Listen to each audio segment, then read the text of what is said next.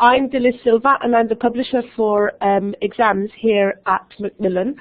And what I'm going to talk to you in this brief 15-minute session is giving you a brief overview of the exams publishing that we do, how they and how they complement each other, and how they can fit in with your teaching situations. So first of all, the exams that we cover. Oh, sorry, here. These are the exams that we cover then with our publishing. So we've got preliminary, first, advanced, IELTS, TOEFL, TOEIC, and then young learner exams, starters, movers, and flyers. So quite a broad range. Here are some examples of the key courses that we have in our portfolio. So we've got Ready For series, which is our main course. It's about 120 hours long. We've got the Improve Your Skills series for First, Advanced and IELTS. That's focusing on skills. We've got the Test Builders, which provide the last-minute practice that you need just before taking the exam. And then we've also got some young learner materials, which I'll go through in a minute. So, Ready For is the first one that I'm going to talk about. So, like I said, Ready For is our main series. We've got Ready For First and Ready For Advanced, which are recently updated. They're the third editions and are aligned to the new specifications for the 2015 exam. We've also got Ready For IELTS, which I'll talk about later on. But Ready For First and Advanced, it's a long course, so it's perfect for your year-long courses. It's 14 units, each about 10 pages long, and focuses on developing language and skills and exam strategies throughout Ready For the specific exam. So Ready For First and Advanced are both written by Roy Norris. They're 120 hours long and cover all aspects of the exam. Each unit has covers one part of every paper, thus ensuring that all parts of the exam are analysed and fully practiced throughout the course. Many students often find that the use of English paper is the most difficult, or the use of English part of the paper is the most difficult. And so Ready For First and Advanced both have a carefully crafted syllabus which aims to teach rather than test. It's cumulative, which means that when they're actually tested in the course book, they only the tests only cover what's been taught in the unit or in previous units. The language-focused sections assume students are familiar with the grammar, and so focuses on a deductive approach, where students are encouraged to work out the rules from context. Vocabulary is taught through lexical sets in each unit and through collocation, and they're brought together via extensive word lists in the back of the book. In addition, to every unit, we've got quite extensive support boxes. So we've got what to expect in the exam, which gives an overview of what students can expect in the exam. These generally appear in the first part of the course. Then we've got how to go about it boxes, which focuses on strategies and techniques on how to complete that particular task. Then we've got don't forget boxes, which are towards the end of the course book when students are more familiar with the task. And then we've got useful language boxes, which focus on the useful language that can be used in speaking and writing when students are actually producing their answers. Oops. So here is an example of a spread from Ready For First. And as you can see, we've got the focus on use of English here, the word formation section, where students have to put in the correct form of the word in the gap. We've also got a writing section. That follows on with the writing section. You've got the question there, and then you've got your sample answer, which is fully analysed, and then students can get another similar question where they can practice their own answer, develop their own answer. To complete the task, you've got how to go about it boxes, and you've got the don't forget boxes that I mentioned earlier. So that's Ready For First and Advanced. Oh, I keep pressing the wrong thing.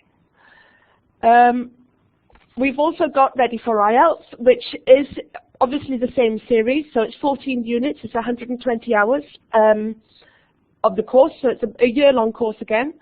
It provides full preparation for the academic module of the exam, 14 units, 10 pages, and each part of each unit covers one part of every paper of the exam.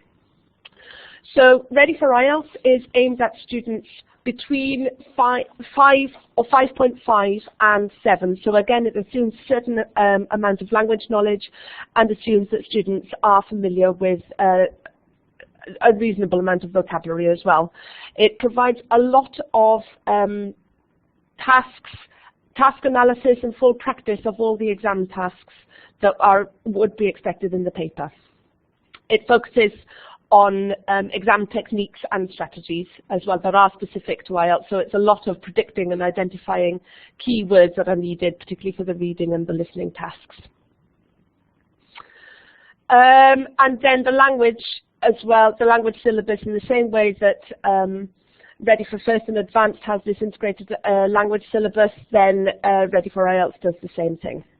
At the end of the reading section for IELTS is an opportunity for students to provide their own personal response to the texts, which provides a good grounding to develop their critical thinking skills, which is something that is key for IELTS as well.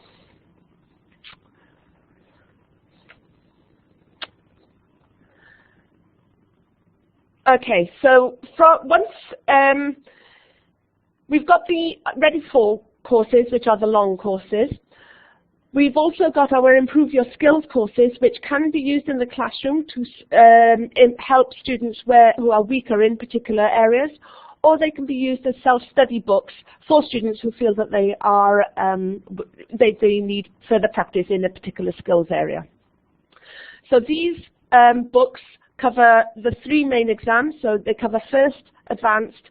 There are 2 levels for IELTS. There's a lower level which covers IELTS 4.5 to 6, and the higher level which covers 6 to 7.5.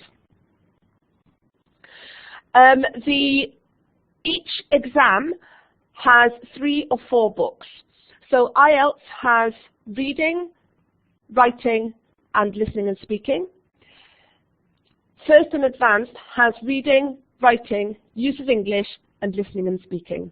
So that means then that students or teachers can use whichever book is relevant and hone in on the development of that particular skill.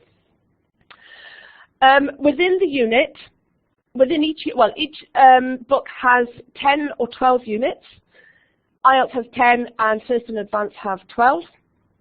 And each unit provides a step-by-step guide to completing the exam task and equips students with helpful strategies for that particular skill in the exam.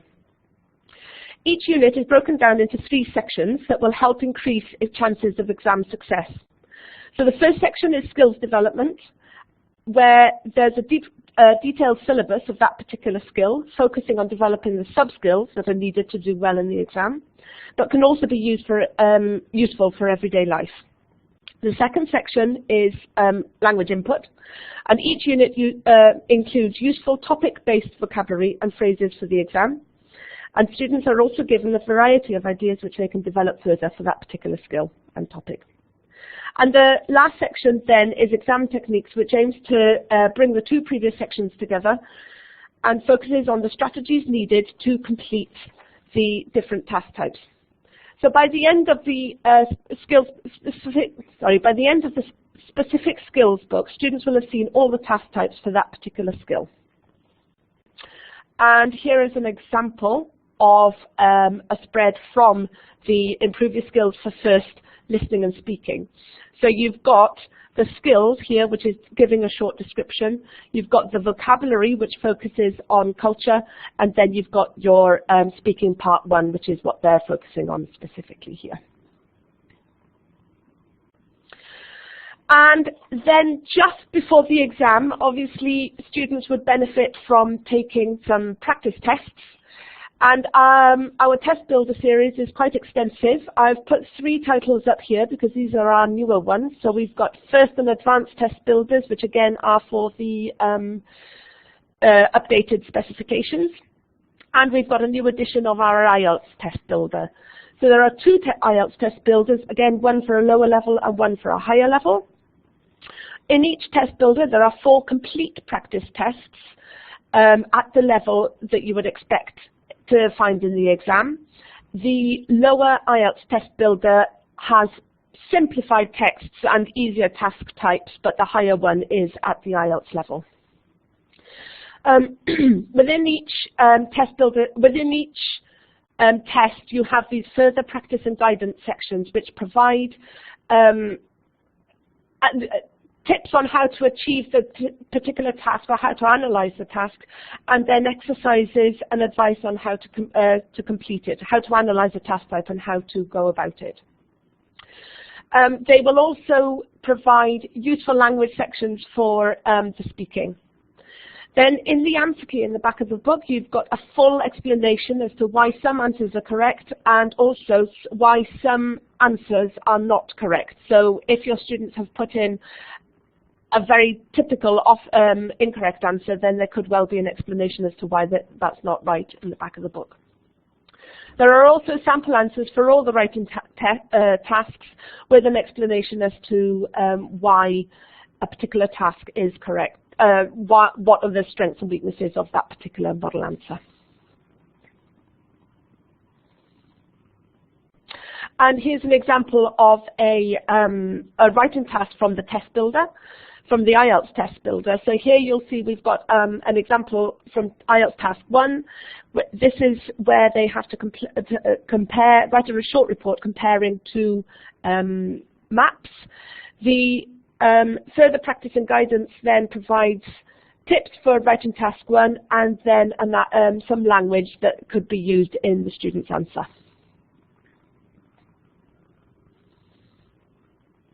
And finally then, we've also got some courses or some publications for the young learner exams, which there are 2 publications. One is the skills and one are practice tests. So for skills, we've got 1 book for the 3 exams: starters, movers, and flyers. Again, the skills book is divided into 3 sections. So the first section provides an introduction to the language and the vocabulary that could be used in the exam. The second section introduces students to the task types that they could come across in the exam. And then the third section aims to bring those 2 tasks, the previous 2 sections together. So the third section really is activities that could well be used in the exam. And exercises do become progressively difficult as you go through the sections. And here's an example of a spread from the skills book. So here you have some vocabulary that they are encouraged to use in a game. There's battleships at the bottom, and then we've got a listening exercise with a ticking task, which students would be expected to do in the exam as well. And finally, I just wanted to mention our website, which is macmillanenglish.com/exams. Can I just go through there? We're going to see if we can actually click onto the exam site.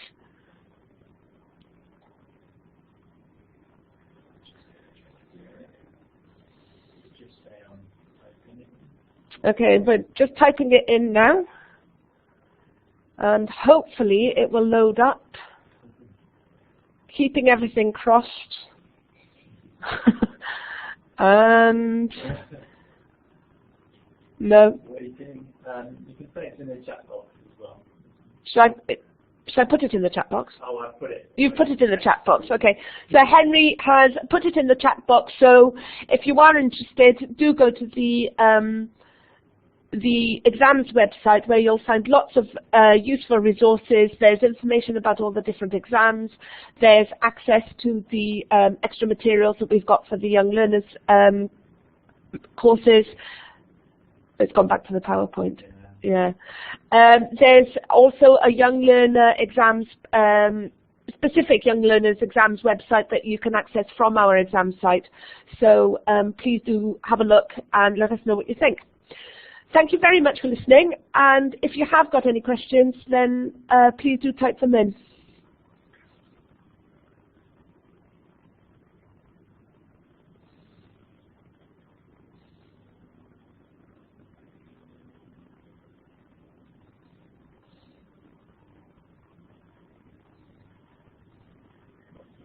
Well, thank you.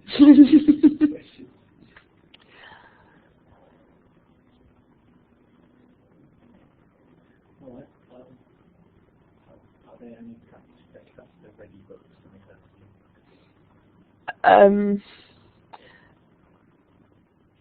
There's no practice tests straight after the ready books, but there are. You could use the test builders, and there are practice tests online as well.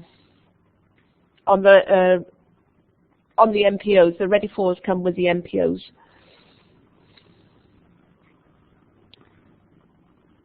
Yes, there's a separate teacher's book for the Ready For series.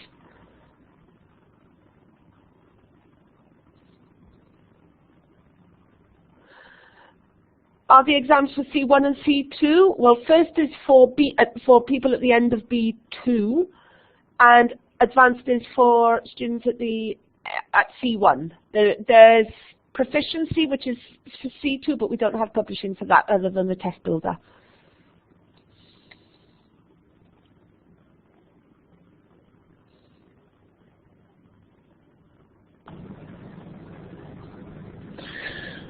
Okay, thanks Dilys.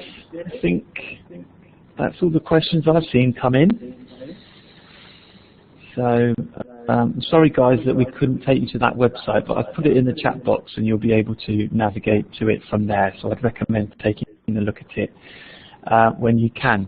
So Dilys, would you like to say thanks and bye to everybody? Yeah, thanks very much for listening, and goodbye. Thanks to Dilys. Okay, Dilys, you can log off now if you like to. And I'm just going to share the certificate with everybody before I forget. So the